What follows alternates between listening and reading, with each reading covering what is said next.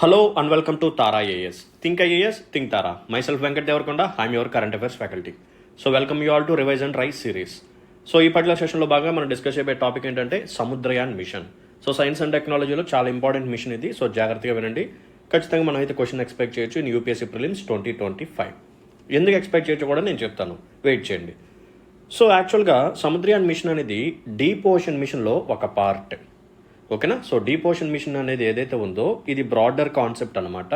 దీంట్లో ఒక చిన్న మిషనే సముద్రయాన్ మిషన్. సో ఈ సముద్రయాన్ మిషన్ని మనం ఎందుకు తీసుకొచ్చాము అంటే ఈ డీప్ సీ ఓషన్ రీజన్స్ ఏవైతే ఉన్నాయో వాటిని ఎక్స్ప్లోర్ చేయడానికి, మనకి పాలిమెటాలిక్ నాడ్యూల్స్ కానీ పాలిమెటాలిక్ సల్ఫైడ్స్ కానీ ఇటువంటి వాల్యుబుల్ రిసోర్సెస్ ఉన్నాయి కదా, సో వాటిని ఎక్స్ప్లోర్ చేయడానికి, వాటిని మైనింగ్ చేయడానికి ఈ మిషన్ని మనం తీసుకొచ్చాం. సో సముద్రయాన్ మిషన్ అనేది డీప్ ఓషన్ మిషన్లో ఒక పార్ట్. అండ్ ఫైనల్గా ఈ మిషన్ ఏదైతే ఉందో దీన్ని 5 years ఇంప్లిమెంట్ చేస్తారు. నథింగ్ బట్ 2020 నుంచి 2026 వరకు. సో నెక్స్ట్ ఇయరే. సో 2026లో ఈ సముద్రయాన్ మిషన్ని కండక్ట్ చేస్తామని చెప్పి అనౌన్స్ చేశారు. సో నెక్స్ట్ ఇయర్ జరగబోతుంది కాబట్టి ఈసారి ఖచ్చితంగా మనం క్వశ్చన్ని ఎక్స్పెక్ట్ చేయొచ్చు. అండ్ ఇంకొక ఇంపార్టెంట్ పాయింట్ ఏంటంటే ఈ డీప్ ఓషన్ మిషన్ ఏదైతే ఉందో it is part and parcel of PMSTIAC. So ఈ PMSTIACలో మనకి టోటల్గా 9 మిషన్స్ ఉంటాయి. ఆ 9 మిషన్స్లో ఒక mission deep ocean mission. And ఈ డీప్ ఓషన్ మిషన్లో ఒక mission Samudrayaan mission. So Samudrayaan mission యొక్క మెయిన్ ఆబ్జెక్టివ్స్ ఏంటో నేను చెప్పాను. Polymetallic nodules, polymetallic sulphides and other valuable రిసోర్సెస్ని మనం ఎక్స్ప్లోర్ చేయాలి, మైనింగ్ చేయాలి. సో ఎక్స్ప్లోర్ చేయాలి అంటే వీ నీడ్ ఏ వెహికల్. ఆ వెహికల్ పేరేంటంటే మత్స్య 6000. సో ఈ మత్స్య 6000 అని చెప్పి ఒక వెహికల్ని డిజైన్ చేశారు, డెవలప్ చేశారు. సో ఇక్కడ 6000 అని పేరు పెట్టడానికి రీజన్ ఏంటంటే ఈ వెహికల్ని తీసుకొని మనం డీప్ ఓషన్లోకి 6000 meters డెప్త్ వరకు వెళ్ళొచ్చు, లేదా 6 kilometers డెప్త్ వరకు వెళ్ళొచ్చు అనమాట. అండ్ ఈ వెహికల్ ఏదైతే ఉందో ఇది 6000 bar ప్రెషర్ వరకు ఇది తట్టుకుంటుంది.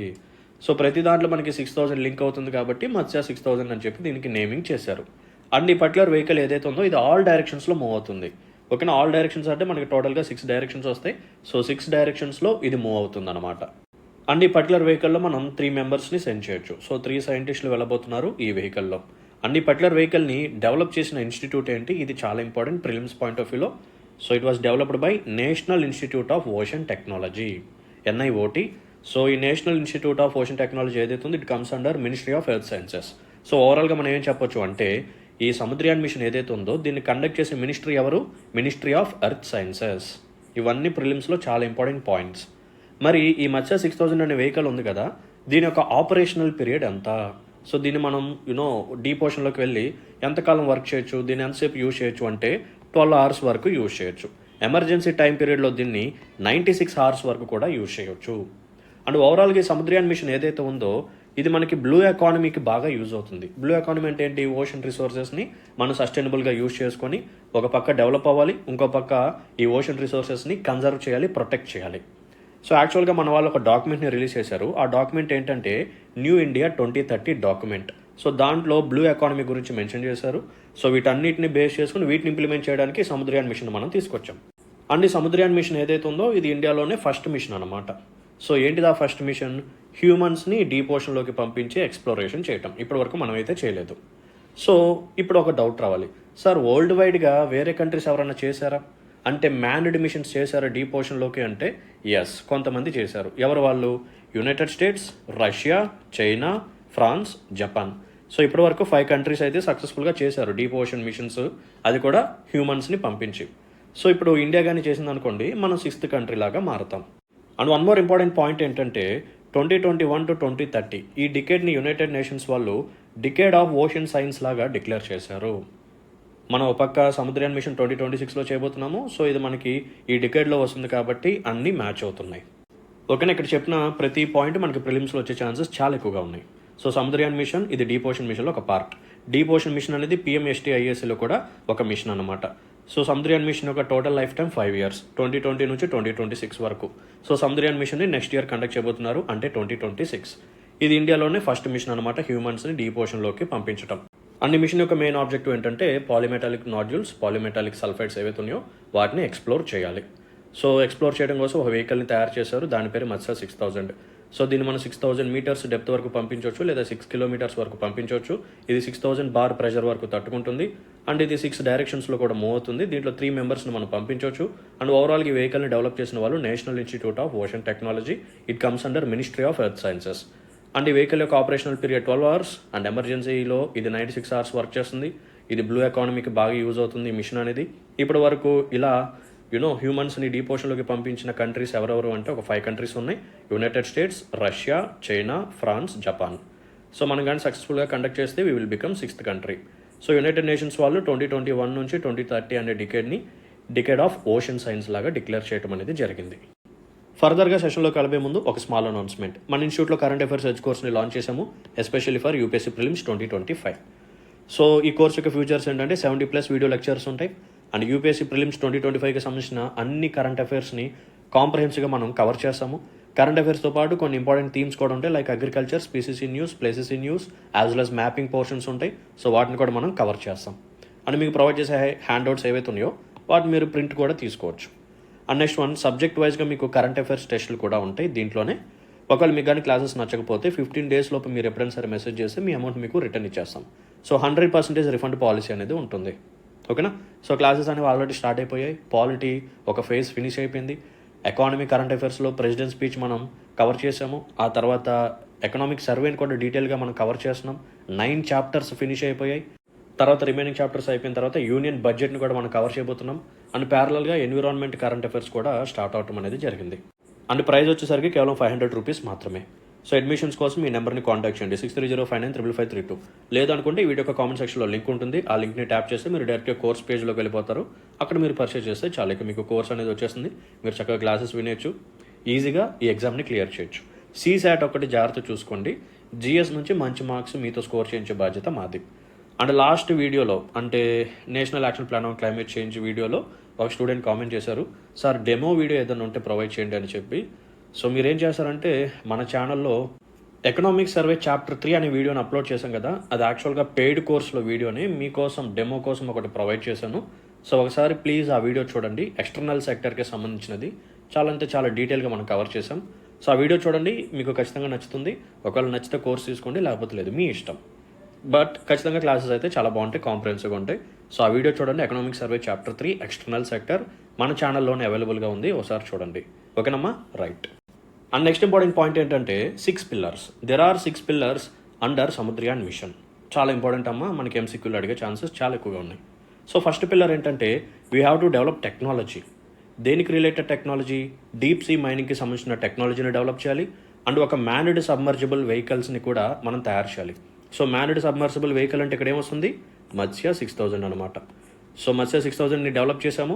అండ్ ఈ పర్టికులర్ వెహికల్ ఏదైతే ఉందో దీనికి మనం రిలేటెడ్ టెక్నాలజీని, రిలేటెడ్ సెన్సర్స్ని అటాచ్ చేస్తాం అనమాట. సో దట్ బెటర్గా మనం ఎక్స్ప్లోరేషన్ చేయొచ్చు. వేడిని ఎక్స్ప్లోర్ చేయొచ్చు. Polymetallic nodules. ఈ పాలిమెటాలిక్ నాడ్యూల్స్ అంటే ఏంటి? దీంట్లోకి ఏమేమి వస్తాయి అంటే కాపర్, నికెల్, కోబాల్ట్, మ్యాంగనీస్ ఇవి వస్తాయి అనమాట. సో యాక్చువల్గా ఇవి మనకి రాక్ ఫామ్లో ఉంటాయి. సో వీటిని మనం బ్యాటరీస్లో కానీ, రెన్యూబుల్ ఎనర్జీ టెక్నాలజీస్లో కానీ, ఎలక్ట్రానిక్స్లో కానీ యూజ్ చేయొచ్చు. ఓకేనా? సో పాలిమెటాలిక్ నాడ్యూల్స్ని ఎక్స్ప్లోర్ చేయడానికి టెక్నాలజీని డెవలప్ చేయాలి. అండ్ ఎక్స్ప్లోర్ చేయడానికి ఒక వెహికల్ని కూడా తయారు చేయాలి, అదే మత్స్య 6000.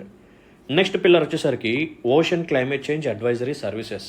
సో మన ఇండియన్ ఓషన్ ఏదైతే ఉందో ఇక్కడ వెదర్ ఎలా ఉంది, ఇక్కడ క్లైమేట్ చేంజ్ ఎలా అవుతుంది, సో దానికి రిలేటెడ్గా ఇన్ఫర్మేషన్ కూడా మనం ఎప్పటికప్పుడు మానిటర్ చేసి మన ఇండియన్స్కి, సిటిజన్స్కి, లేకపోతే అదర్ గవర్నమెంట్ డిపార్ట్మెంట్స్కి ప్రొవైడ్ చేస్తూ ఉండాలి. సో ఇది కూడా సముద్రయాన్ మిషన్లో ఒక పార్టే.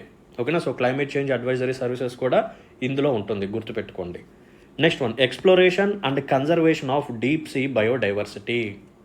ఎంతవరకు మనం మైనింగ్ చేసేసి రిసోర్సెస్ని ఎక్స్ప్లోర్ చేయడం మాత్రమే కాదు, వాల్యుబుల్ బయోడైవర్సిటీ ఉంటుంది డీప్ సీలో. సో వాటిని మనం ఏం చేయాలి? ఎక్స్ప్లోర్ చేయాలి, యాజ్ వెల్ యాజ్ కన్జర్వేషన్ కూడా చేయాలి.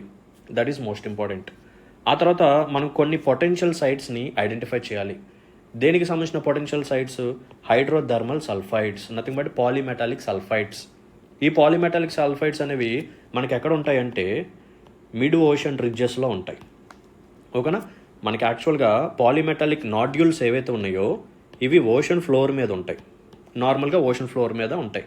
మరి ఈ పాలిమెటాలిక్ సల్ఫైడ్స్ ఏవైతే ఉన్నాయో ఇవి రిడ్జెస్ దగ్గర ఉంటాయి అన్నమాట.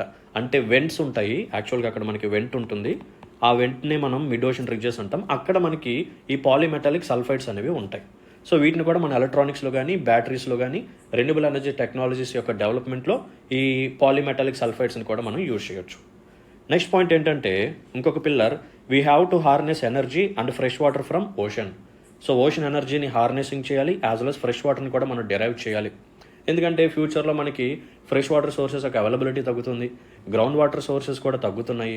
సో అందుకని ఓషన్ వాటర్ని మనం ఎలా డీశాలినేషన్ చేసి యూజ్ చేసుకోవచ్చు, ఎలా రీసైకిల్ చేసి యూజ్ చేసుకోవచ్చు, ఫ్రెష్ వాటర్ హాట్స్పాట్స్ని మనం ఐడెంటిఫై చేయటం, ఇవి కూడా దీంట్లో భాగమే అన్నమాట. Next one, we have to establish an advanced marine station for ocean biology. Ocean బయాలజీకి సంబంధించిన ఒక మెరైన్ స్టేషన్ని, నథింగ్ బట్ ఒక అడ్వాన్స్డ్ మెరైన్ స్టేషన్ కూడా ఎస్టాబ్లిష్ చేయాలి. అది కూడా సముద్రయాన్ మిషన్లో ఒక భాగమే. సో ఇలా టోటల్గా 6 పిల్లర్స్ ఉంటాయి అనమాట. ఈ 6 పిల్లర్స్ని మీరు గుర్తుపెట్టుకోవాలి.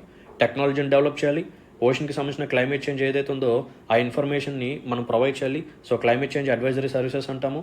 అండ్ డీప్ సీ బయోడైవర్సిటీని మనం ఎక్స్ప్లోర్ చేయాలి, కన్జర్వ్ చేయాలి. అండ్ పాలిమెటాలిక్ సల్ఫైడ్స్ ఏవైతే ఉన్నాయో అవి ఎక్కడ ఉన్నాయో వాటి యొక్క పొటెన్షియల్ సైట్స్ని కూడా మనం ఐడెంటిఫై చేయాలి. And ocean energy as well as ఓషన్కి సంబంధించిన ఫ్రెష్ వాటర్ సోర్సెస్ని కూడా మనం హార్నెసింగ్ చేసుకోవాలి. అండ్ ఓషన్ బయాలజీ కోసం ఒక అడ్వాన్స్డ్ మెరైన్ స్టేషన్ని కూడా డెవలప్ చేయాలి. సో అర్థమైంది కదా. So this is all about Samudrayaan mission. And of course ఈ మిషన్ అనేది ఇంత డిలే అవడానికి కారణం ఏంటంటే దేర్ ఆర్ వేరియస్ రీజన్స్. చాలా ఛాలెంజెస్ ఉన్నాయి. ఎందుకంటే మనం 6000 మీటర్స్ డెప్త్లోకి వెళ్తున్నాం కాబట్టి ఖచ్చితంగా అక్కడ ప్రెషర్ అనేది చాలా ఎక్కువగా ఉంటుంది. అండ్ రీసెంట్గా మనం ఒక ప్రైవేట్ వాళ్ళు కూడా కొంతమంది పీపుల్ని సో ఓషన్లోకి పంపించారు ఒక వెహికల్ ద్వారా. ఆ వెహికల్ అనేది ఫెయిల్యూర్ అయిపోయింది, వాళ్ళందరూ చనిపోయారు కూడా. సో అటువంటి డిజాస్టర్ అనేది మనం చేయకూడదు, చాలా జాగ్రత్తగానే ఈ మిషన్ని కండక్ట్ చేయాలి. సో అంత డెప్త్లోకి వెళ్ళినప్పుడు ప్రెషర్ అనేది చాలా ఎక్కువగా ఉంటుంది కాబట్టి సో ఆ ప్రెషర్ని తట్టుకునేలాగా ఈ వెహికల్ని తయారు చేయాలి. అందుకని ఈ వెహికల్ని ఏం చేస్తున్నారంటే మల్టిపుల్ టెస్టులు కండక్ట్ చేస్తున్నారు. కోర్స్ అది బాగానే పర్ఫామ్ చేస్తుంది. సో ఇంకా మల్టిపుల్ టెస్టులు కండక్ట్ చేసి అప్పుడే మనం కండక్ట్ చేద్దామని చెప్పి వెయిట్ చేస్తున్నారు. అండ్ దీంతోపాటు మనం అనుకున్న మెటీరియల్స్ ఉన్నాయి కదా, పాలిమెటాలిక్ నాడ్యూల్స్ కానీ సల్ఫైడ్స్ కానీ, వాటిని ఎక్స్ట్రాక్ట్ చేయడం కూడా అంత ఈజీ కాదు. ఎందుకంటే భూమి మీద ఉండే రిసోర్సెస్ని ఎక్స్ట్రాక్ట్ చేయడం వేరు, డీప్ ఓషన్లో ఉన్న వాటిని ఎక్స్ట్రాక్ట్ చేసి మళ్ళీ పైకి తీసుకురావడం వేరు. సో ఇలా చాలా ఛాలెంజెస్ ఉన్నాయి. అందుకని చాలా తక్కువ మంది కంట్రీస్ మాత్రమే దీన్ని సక్సెస్ఫుల్గా కండక్ట్ చేశారు. కేవలం ఒక 5 కంట్రీస్ మాత్రమే ఆన్ అన్ యావరేజ్గా కండక్ట్ చేశారు. అండ్ సక్సెస్ఫుల్గా మనం కానీ కండక్ట్ చేస్తే మనం 6th కంట్రీగా మారుతాం అనమాట. That's it. So this is all about today session. And ఫైనల్గా ఇటువంటి సెషన్స్ నా నుంచి మీరు కానీ కోరుకున్నట్టయితే please hit the like button, మీ యొక్క వాల్యుబుల్ కామెంట్ మెన్షన్ చేయండి. అండ్ మీ ఫ్రెండ్స్ అండ్ ఫెలో ఆస్పిరెంట్స్కి మన వీడియోస్ని షేర్ చేస్తూ ఉండండి. Right. So let's call it day then. See in the next session. Until then take care. Bye. జై హింద్.